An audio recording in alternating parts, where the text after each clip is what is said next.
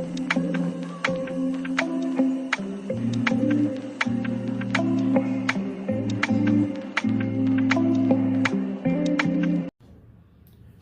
25મી December, Christmas, નાતાલ. વિશ્વના સર્વ દર્શકો અને પ્રેક્ષકોને અમારી સમગ્ર ટીમ વતી અને મારા વ્યક્તિગત આપ સર્વને નાતાલની ખૂબ ખૂબ શુભેચ્છાઓ. આજની વાર્તાના લેખક આપના ખૂબ જ જાણીતા, આ પહેલાં પણ એમની ત્રીજી બા મનની મીરાત એવી વાર્તાઓનું આપ પઠન કરી ચૂક્યા છીએ.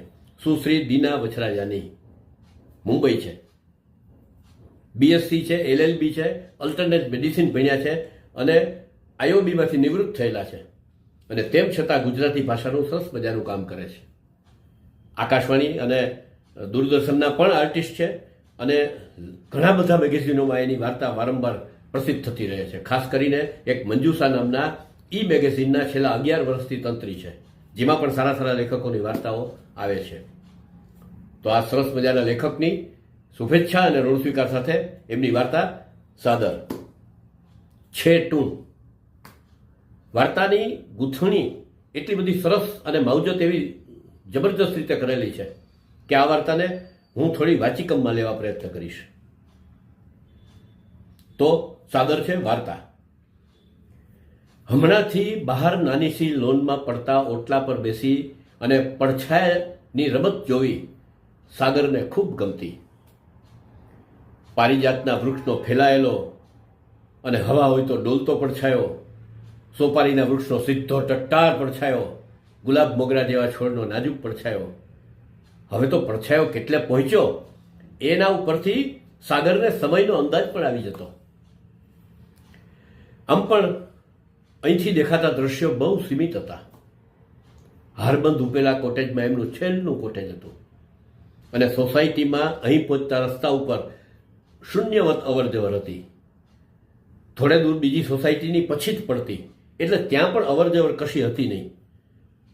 એમાં આ વૃક્ષ અને એના પડછાયા એ આ જીવંત હોવાનો આભાસ આપતા હતા. ફેલાયેલા પડછાયાને જોઈને સાગર થાક્યો એટલે એને કંઈક બીજું સૂઝ્યું. એને એમ પોતાનો બરાબર હાથ લાંબો કર્યો અને સામે પડતા સોપારીના વૃક્ષના પડછાયાની ટોચને પોતાના હાથના પડછાયાથી અડવા માટે પ્રયત્ન કર્યો. પણ બેઉને આમ થોડાક સેન્ટીમીટરનું છેટું રહી જતું હતું. હવે તો આ સફળતા આ ઠંડીના દિવસો પછી જ મળશે કે જ્યારે પડછાયાની લંબાઈ વધી જતી હોય છે. એના 4 વર્ષના નિરીક્ષણે એને આ સમજાવ્યું. કશાકને આંબાનો, કશાક સુધી પહોંચવાનો એનો આનંદ પાછો ઠેલાનો. આવા નાના નાના પડકારથી પોતાની જાતને ઉત્તેજિત કરી અને પૂરા કરવાનો આનંદ લેતા એને પ્રિશાએ શીખવાયેલું. એ પ્રિશાને કહેતો, માય ડિયર લિટલ એન્જલ, તું મારી ફિઝિયોથેરાપિસ્ટ નથી, મારી મોટિવેટર પણ છો અને તારા મોટિવેશનથી જ આ પથારીથી વ્હીલચેર સુધીની મારી સફર થઈ છે. જવાબમાં પ્રિશા કહેતી, સાગરભાઈ, આ આનંદ, આ પોઝિટિવિટી આ તમને આ પેરાલિસિસને હરાવવામાં મદદ કરશે. જોજો ને, એક દિવસ તમે તમારા કમરથી નીચે પડી ગયા ખોટા ભાગના શરીરમાં જાન પૂરી દેશો. અને તમારી સાથે શર્લી મેમનો પ્રેમ તો છે જ, કારણ કે તમારે તો પ્રેમ લગ્ન છે ને.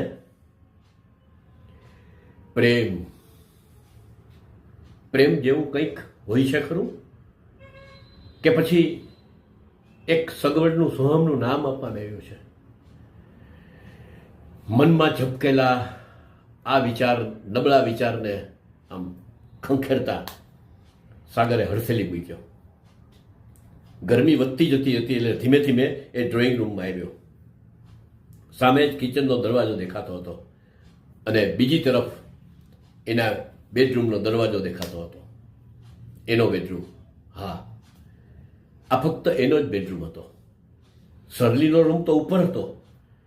એક વખતના બંનેના સંયુક્ત બેડરૂમમાં હવે શર્લી એકલી રહેતી હતી. એનાથી તો હવે ઉપર ચડવું ક્યાં શક્ય હતું? શર્લી કહેતી, ડાર્લિંગ મારે મોડે સુધી લેપટોપ પર કામ કરવાનું હોય છે, એટલે હું નીચે તારી સાથે રહું તો તને ડિસ્ટર્બ થાય ને, એટલે હું ઉપર રહું છું. આ વાત યાદ આવતા સાગરે વ્હીલચેરને આમ જોરથી ધકેલી ને જોરથી ધકેલેલી વ્હીલચેર થોડીક સેન્ટર ટેબલ સાથે અથડાઈ. એટલે એના અવાજથી અંદરથી એનો કેરટેકર કૃષ્ણા દોડતો દોડતો આવ્યો અને સાગરની વ્હીલચેરને આમ સરખી ધકેલી.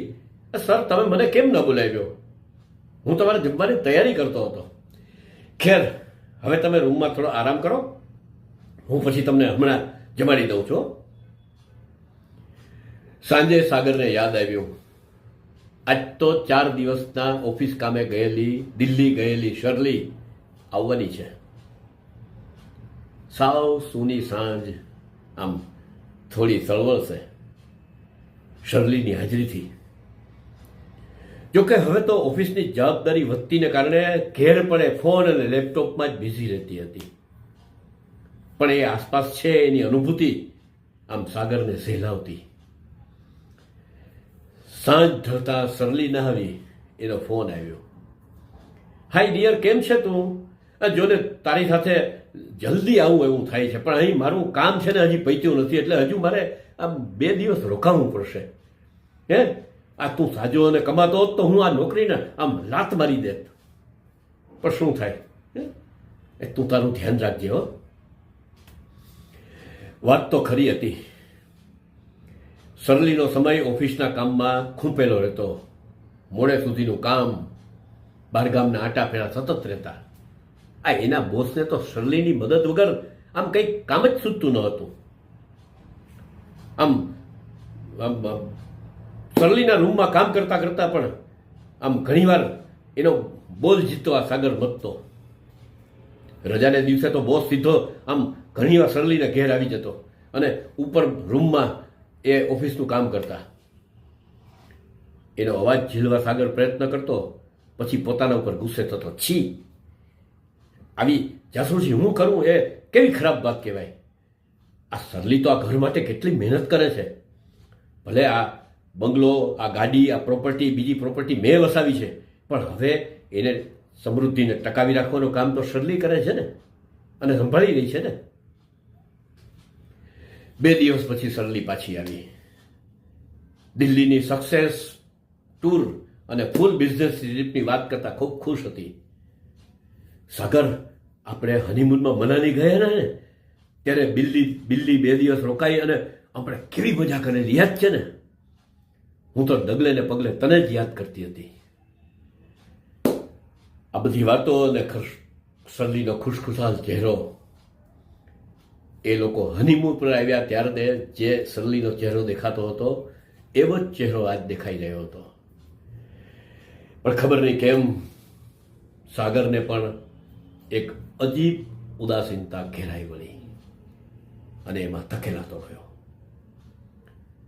પાછી બીજા દિવસથી શર્લી તો પોતાના ઓફિસના કામમાં બિઝી થઈ ગઈ. આમ સાગર ટીવીનું રિમોટ લઈને આમ મચડતો રહેતો હતો અને ચેનલો ફેરવી રહ્યો હતો. કૃષ્ણા ઘરની સાફ સફાઈ કરતો. આમ શર્લીની ટ્રાવેલ બેગ લઈને એ નીચે દાદરા ઉપરથી નીચે રૂમમાં આવ્યો. હજી સ્ટોર રૂમમાં બેગને મૂકવા જાય ત્યાં ડોરબેલ વાગી, એટલે અહીં જ પોતાના પલંગ પાસે બેગ મૂકી અને કૃષ્ણા ડોરબેલ ખોલવા ગયો. અચાનક સાગરનું ધ્યાન એના બેગ ઉપર રાખેલા ટેગ ઉપર પડ્યું. ગોવા ટુ મુંબઈ. એને ફરી બારીકાઈથી જોયું. હા, ગોવા ટુ મુંબઈ. ગુસ્સો, હતાશા, છેતરામણીની લાગણી એના મગજની નસો તંગ થઈ ગઈ.